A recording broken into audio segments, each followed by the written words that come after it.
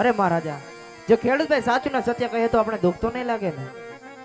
અરે ભગવાન, આજ ખેડૂતભાઈ ને કહો કે જો આજ સાસુને સત્ય કહે તો એમને રાજ પરથી નામ આપજો, અને જુગદા જૂઠું કહે તો ભોળાનાથના સોગંદે એમને સત્ય મનાવો ભાઈ. ભલે મહારાજ. અરે વીરા ખેડૂતભાઈ, કહો વીરા પ્રધાન. જો સાચું ને સત્ય બોલશો તો રાત તરફથી નામ આપવામાં આવશે, અને જો જૂઠું બોલો તો ભોળાનાથના સોગંદ છે. અરે નહીં વીરા પ્રધાન, આજે એક સત્ય કહેવા માટે અમને ભોળાનાથના સોગંદ ના આપો વીરા. એ ભાઈ, હા ભાઈ, એ વીરા તો ભોળાનાથના સોગંદ આપે છે. ઈ ભોળાનાથના ખોટા હમ ખવાય નહીં. નો ખવાય ભાઈ. ભલે સામું રજવાડું હોય, હોય પણ જે વાત છે એ સત્ય વાત મહારાજને જઈને કરી દેવી છે ભાઈ. હાલ ભાઈ. પછી ભલે સંકટ જેલ પડે કે રાજ તરફથી ઇનામ મળે ભાઈ, પણ મહારાજને જઈને સત્ય વાત કરી દે વીરા. હાલ ભાઈ. અરે મહારાજના ચરણોમાં ખેડૂત ભાઈને નમન છે મહારાજ. કહો ભાઈ, એવી તો કઈ વાત છે વીરા કે આજ મને જોઈ અવળું ફરી વાત છો ભાઈ. હા મહારાજ. હે રાજવી, આપ તો અન્નદાતા છો મહારાજ. જો કદાચ ને નાના મુખે અમારે મોટી વાત થઈ જાય ને તો એક તમારી રયત ગણીને અમને માફ કરી દેજો મહારાજ. કારણ કે આવા રૂડા અમે ગાયે મંડાણ માંડ્યા. રૂડો વાવણીનો સમય છે તો અમે તો બે ભાઈ હરખે અમારી વાવણી વાવવા જાય છે મહારાજ.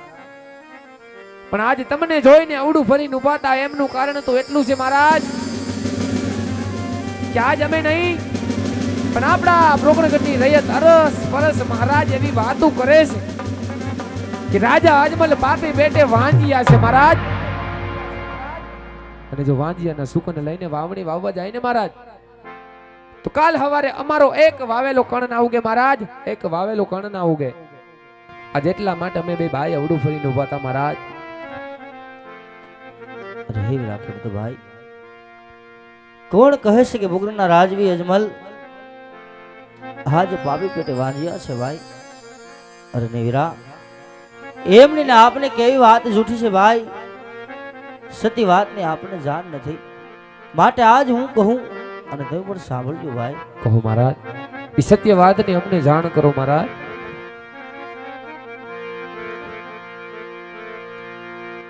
રાજન રે કહું ને વીરા ખેડૂત સાંભળો ને.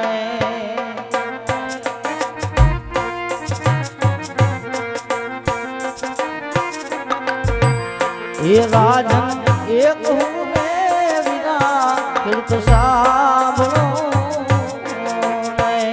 કહો મહારાજ.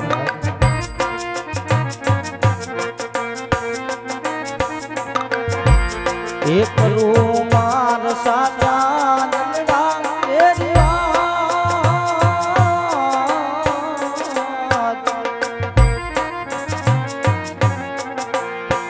રાજન એ કહું ને વીરા ખેડૂત સાંભળો ને. કહો મહારાજ.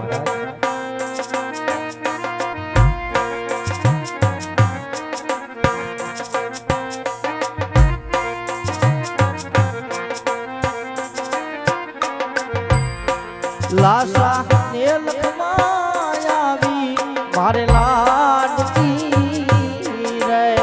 સત્ય વાત છે તમારી મહારાજ.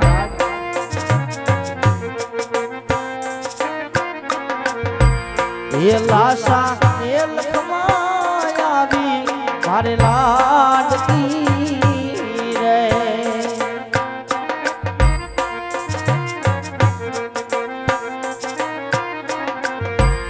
એ સગુણા હૈયા કેરો મારે હાર.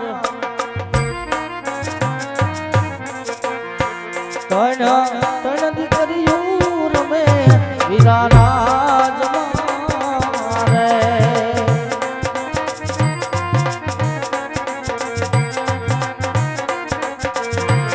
એ છતાં કે વાંજ્યો અવતાર.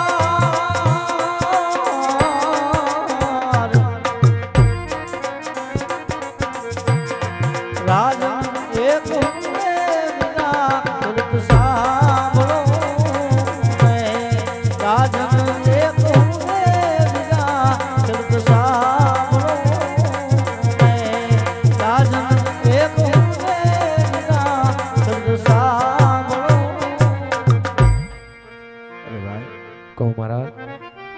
આજ એક નહીં વદન દીકરી લાસા લક્ષ્મી સગુણા આવી દંતન દીકરી મારા આગળ રમેશભાઈ સદા વાંજી અવતાર કેવી રીતે કેવો વીરા જાણું છું મહારાજ, જાણું છું રાજવી કે આજે એક નહીં પણ જગદંબાને પણ ઝાંખી પાડે એવી ત્રણ દીકરીઓ આજે તમારા ખોડા ખોદે છે મહારાજ.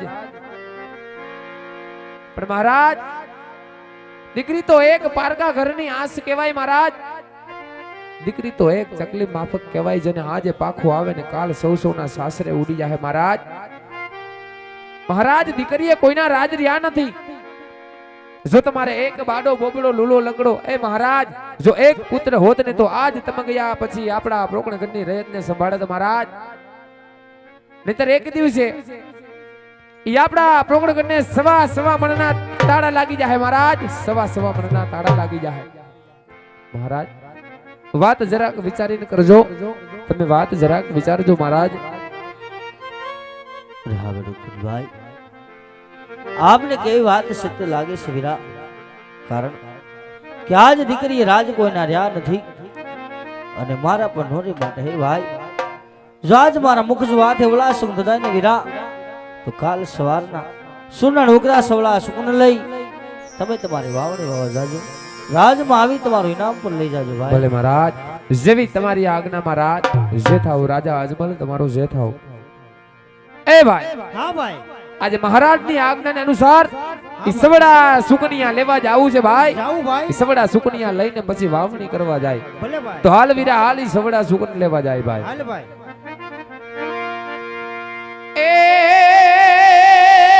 એ વા સુકનિયા લેવા ને હાયલા રે ખેડૂત ભાઈ. સુકનિયા લેવા ને હાયલા રે.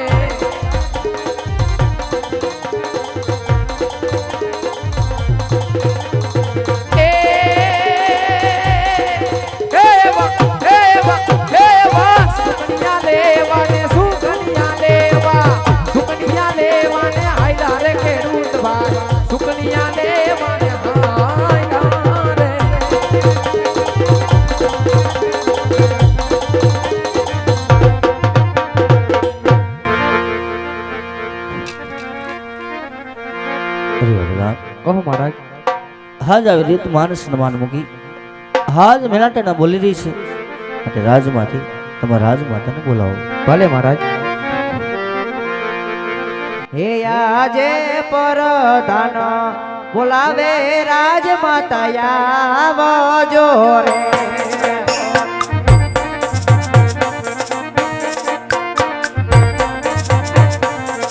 હે આવજો રાજને દરબાર પરધાન બોલાવે રાજમાતા આવજો રે.